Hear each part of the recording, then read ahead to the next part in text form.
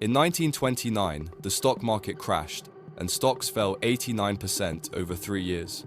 25% unemployment devastated America. Recovery took 25 years. In 2008, the housing market collapsed. Stocks fell 57% in 18 months. Banks needed massive bailouts. Recovery took 5 years.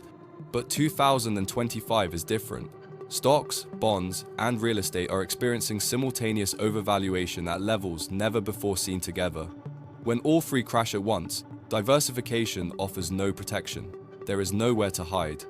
What makes this unprecedented is not just the bubble severity, but their convergence with exhausted policy tools.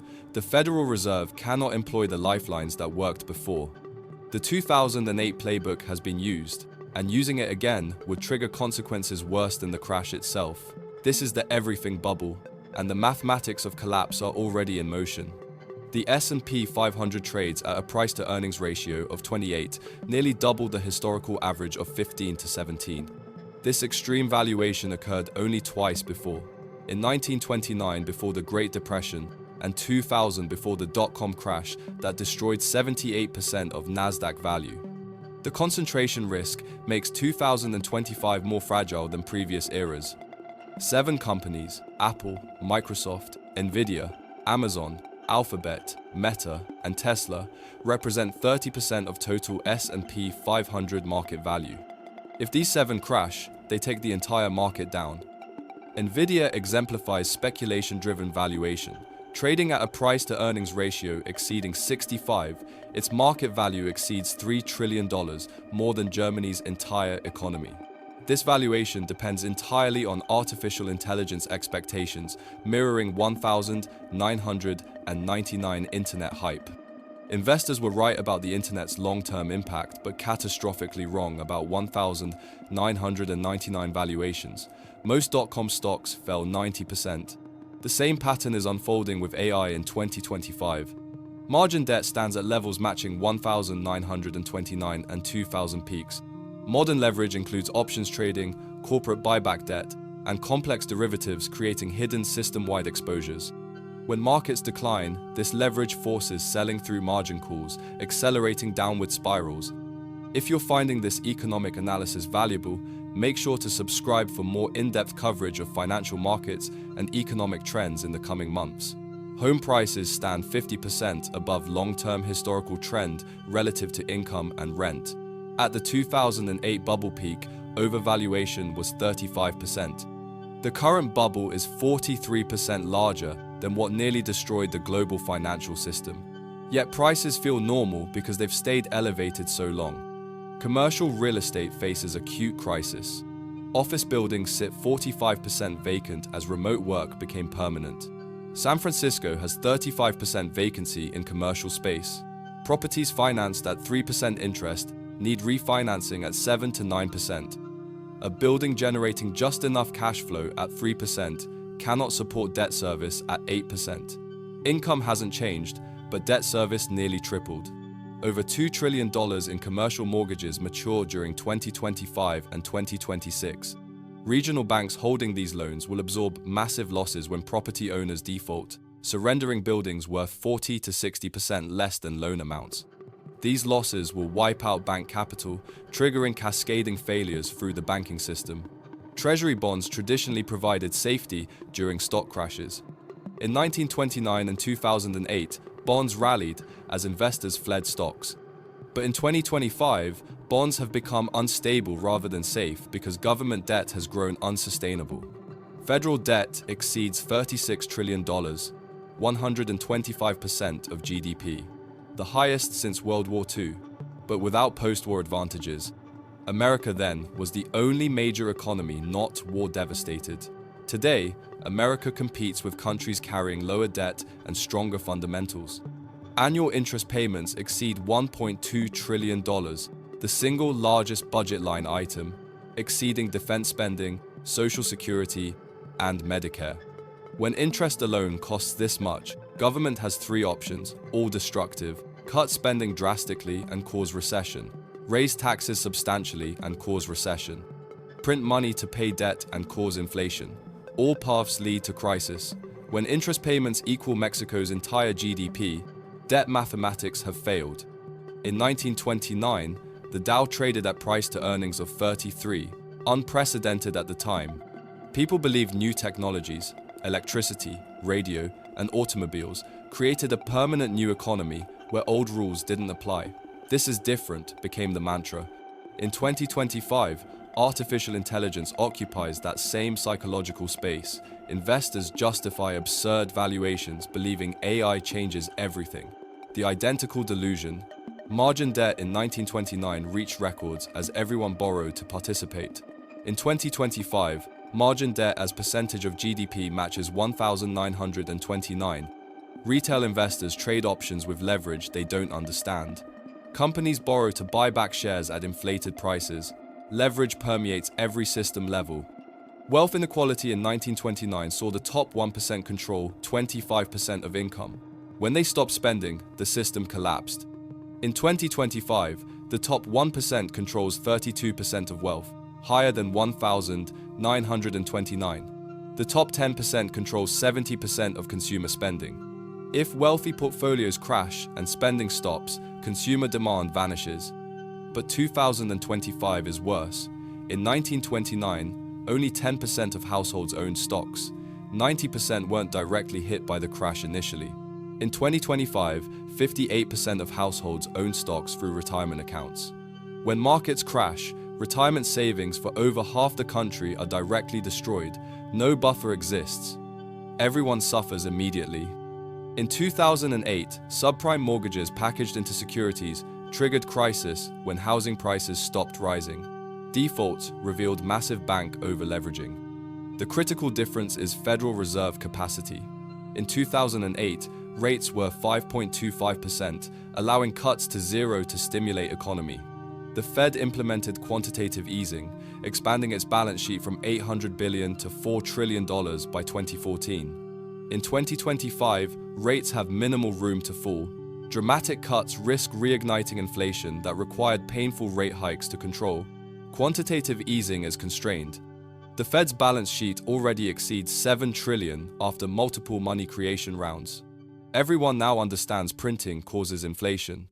The 2021 to 2023 surge, worst in 40 years, proved you cannot print unlimited amounts without destroying purchasing power. The Fed is trapped. Print money and destroy the dollar through inflation. Don't print and allow deflation, depression. No good options exist because 2008 tools no longer work after overuse. Government bailout capacity is exhausted. In 2008, federal debt was 67% of GDP, manageable. Government borrowed $700 billion for bailouts, total costs approaching $2 trillion. In 2025, debt is 125% of GDP, with trillion-dollar deficits indefinitely.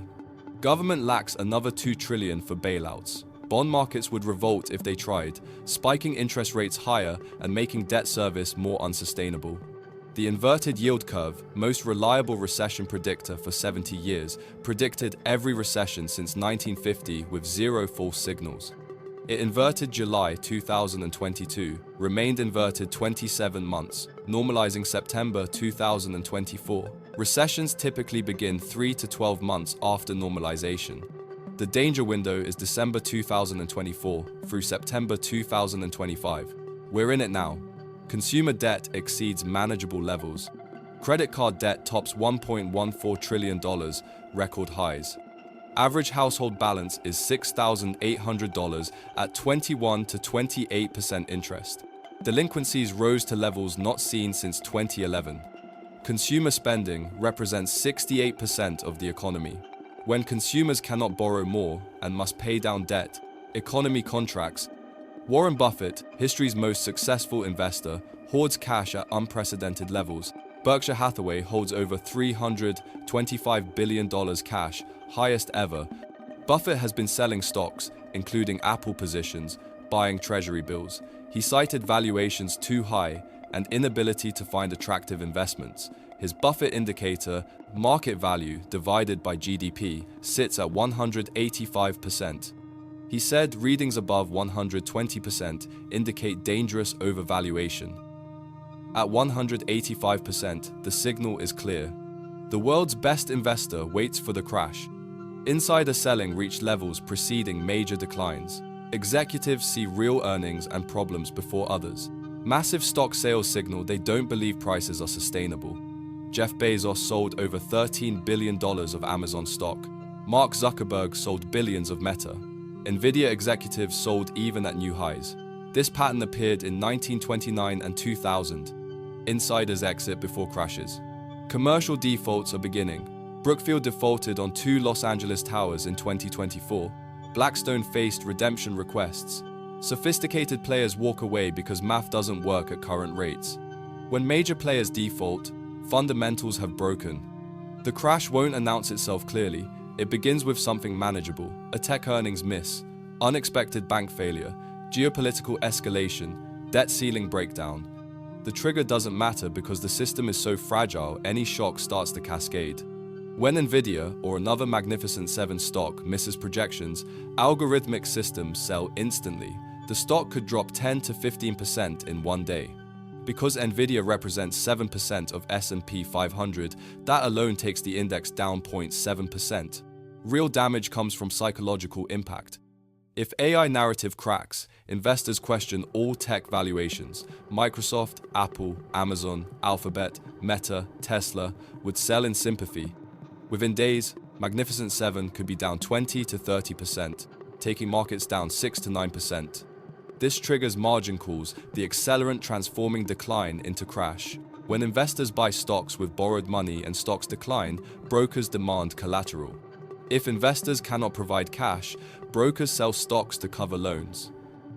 Forced selling drives prices lower, triggering more margin calls, forcing more selling. In 1929, margin calls created unstoppable downward spirals. In 2025, margin debt matches 1,929 levels. Selling will be rapid and relentless. Institutional investors have risk rules requiring sales when markets decline beyond thresholds. These are automated processes, not emotional decisions. When stocks fall 20%, risk systems trigger selling. This adds massive downward pressure. Within the first month, stocks could easily be down 30 to 40% as retail panic, margin calls, and institutional risk management drive simultaneous selling. The cascade moves from stocks to bonds as investors flee to perceive safety. But treasury bonds aren't safe because government needs to issue trillions more for deficits and refinancing. Flight to safety while government sells bonds spikes interest rates higher. This creates a doom loop. Higher rates increase government debt service, requiring more borrowing, requiring more bond issuance, driving rates higher. Countries in doom loops end in default or currency collapse through inflation. Housing markets freeze as buyers disappear. People who must sell cut prices. These cuts establish new comparables, driving all values lower. Within 6 months, prices could drop 20 to 30%. Within a year, 40 to 50% declines are realistic in overvalued markets. Commercial defaults accelerate. Owners cannot refinance and hand keys to lenders. Lenders, typically regional banks, take possession of properties worth 40 to 60% less than loans.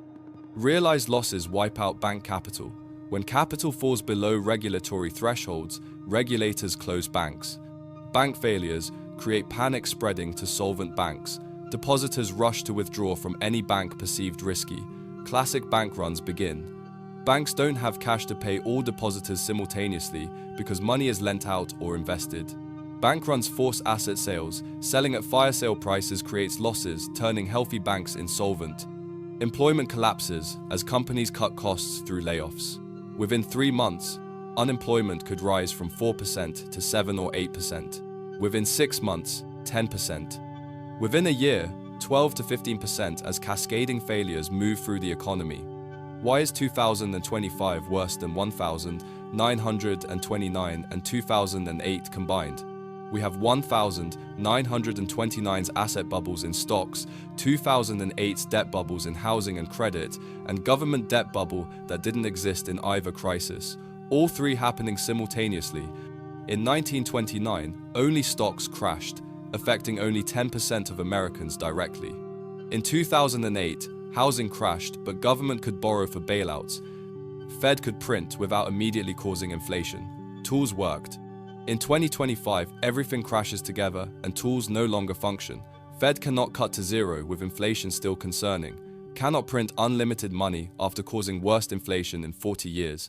Government cannot bail everyone while drowning in $36 trillion debt. Internationally, 2025 is worse. In 2008, China boomed and helped pull global economy from recession. Europe wasn't in America's debt trap. G20 coordinated stimulus. In 2025, China faces collapsing real estate, 13 trillion in local government debt, and demographic crisis. Europe faces energy crisis, demographic decline, political fragmentation. No major economy is positioned to lead recovery. Geopolitical tensions prevent cooperation. Every country will fight for survival rather than coordinate solutions. Warning signs are not speculation, they are observable facts. The yield curve signal that predicted every recession since 1950 tells us recession is imminent. Regional banks are failing. Commercial real estate is collapsing. Consumer debt stands at record highs with rising delinquencies. Unemployment is trending up. Insider selling reached levels preceding crashes. Every indicator flashes red simultaneously.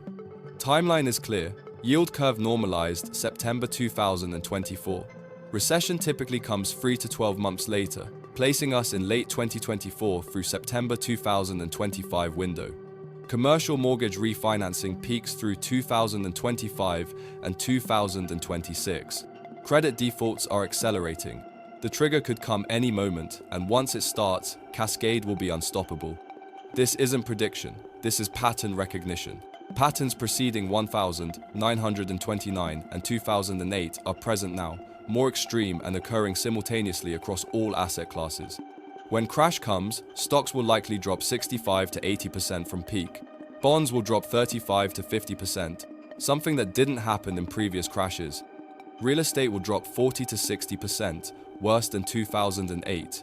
Unemployment will likely exceed 15%. Recovery will take not 5 years like 2008, but potentially 10 to 20 years because Federal Reserve has no tools remaining and government has no borrowing capacity left. The everything bubble earned its name because everything crashes together. There is nowhere to hide. The mathematics of unpayable debt, overvalued assets, and exhausted policy tools make the crash not just probable but virtually certain. The only question is timing, and that window is closing rapidly.